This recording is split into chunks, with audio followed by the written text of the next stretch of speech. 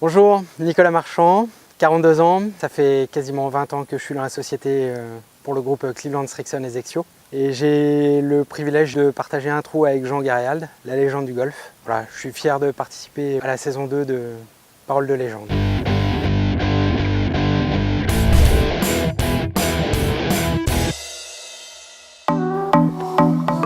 Alors, Nico, ici, c'est un trou dogleg à gauche, qui tourne à gauche, assez étroit pour pas dire plus. Il n'y a pas d'eau, mais ça demande 2 coups très précis. Alors là, maintenant, ici, il faut essayer de jouer À la corde, à la corde, là à droite, comme ça, un peu en draw. un peu en draw si on peut, et pour épouser le fairway qui tourne bien à gauche. Ok.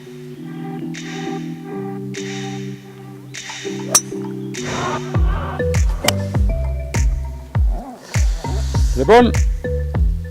C'est pas terrible ça, hein?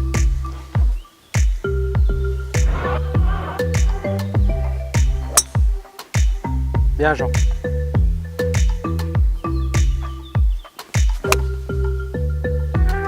Bien joué. À droite, mais bien joué. Jean, si tu avais 30 secondes et que tu devais parler de ton moment le plus fantastique au niveau de ta carrière, ce serait quel moment? Ah ben, ce serait indéniablement ma victoire en 1970 où j'ai réussi, je dirais, l'exploit de ma carrière en battant le numéro 1 mondial, Jack Nicklaus, en Suède. Ton plus grand regret? Oh, mon plus grand regret, c'est peut-être pas dans les résultats des compétitions, mais c'est peut-être que... Après? Non. À ce moment-là, on n'avait pas le physique n'avait pas tellement d'importance. Alors peut-être j'aurais dû m'entraîner plus parce que je ne me suis pas entraîné. Tu changerais ce côté physique aujourd'hui pour être encore meilleur, tu penses? C'est-à-dire que je pense que je ferais moins de technique peut-être de mouvement parce que je l'ai, il est ancré en moi et je porterai plus mon effort sur la condition physique. Parce qu'aujourd'hui, le golf évolue dans le monde comme aux États-Unis et ailleurs, et il faut avant tout être très performant dans la longueur. Tiens, notre balai là. Tu crois que la longueur, sincèrement, Oui, c'est la clé de la réussite? il n'y a pas que ça. C'est le golf moderne. Il n'y a pas que ça. C'est le golf, oui, c'est le golf moderne, c'est le golf. Voyez les résultats, surtout aux États-Unis, des grands tournois. Ce sont toujours des joueurs performants et physiquement qui gagnent les compétitions.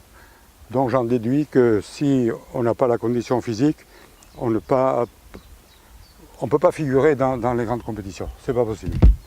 Donc 199 mètres, Ouais. beau bunker à gauche, beau bunker à droite et le rapport au milieu. La difficulté sur ce genre de trou, je sais pas ce que tu en penses, c'est toujours le fait d'avoir une ligne d'arbre derrière Oui, qui casse un peu la perspective. oui. Et ça, bon alors je dis 199 mètres, j'ai aucun mérite. Et, J'ai pris la Bushnell et j'ai constaté que c'était et on 199. a du mal à juger de la distance en profondeur Exactement. à cause de l'entourage derrière.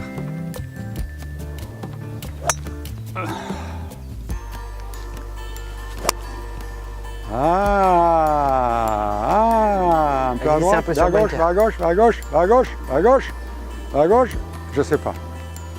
Ouais, je me suis toujours posé la question, Jean, pourquoi, après ta carrière sur le tour, sur le circuit, sur les circuits, on t'a pas vu dans les instances soit de dirigeant, soit de conseiller technique, soit de coach, de manager? C'est parce que d'abord j'avais annoncé au dernier Lancôme pour moi que j'arrêtais les compétitions internationales.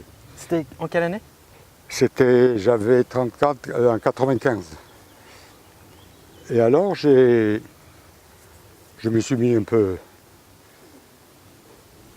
à l'écart pour me reposer un peu, mais en même temps, je me suis posé la question en disant peut-être que les jeunes professionnels du golf français pourrais profiter de mes acquis de 40 ans de compétition pour essayer d'améliorer leur score, bien sûr, et leur comportement sur le parcours. Quand on a un palmarès comme le tien, on est quand même dans une position où on est sur un total respect. Et Oui. ça a tendance à s'infuser sur le joueur qui espère devenir un grand comme tu as été, Oui, comme tu es. oui, oui.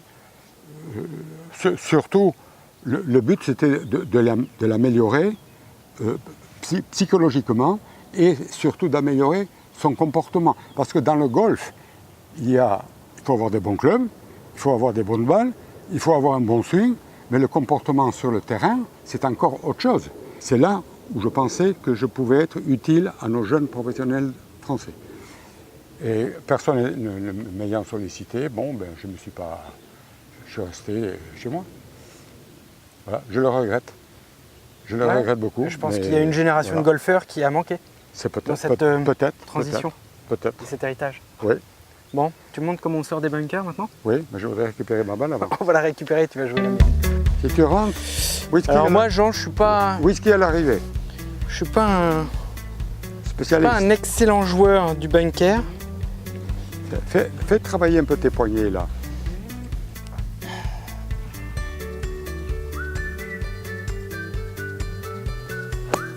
Voilà. Oh, oh, oh, bravo. Ah oui. Bien joué, Jean. C'est incroyable. Il n'y a pas de trucage. T'as vu? Première prise. Incroyable. Incroyable. Écoute, merci Jean pour ce trou, ce birdie. Toujours un immense plaisir de partager le golf avec toi. Merci. Tu dois faire en sorte qu'on apprenne encore tous plein de choses. Tu as encore plein d'histoires à nous raconter. Oui, des histoires. J'espère le plus longtemps possible. C'est très gentil. Merci beaucoup. On a décortiqué un peu les différents coups parce que le golf, c'est pas un mouvement, c'est plusieurs mouvements. Il y a les approches, il y a ceci, cela.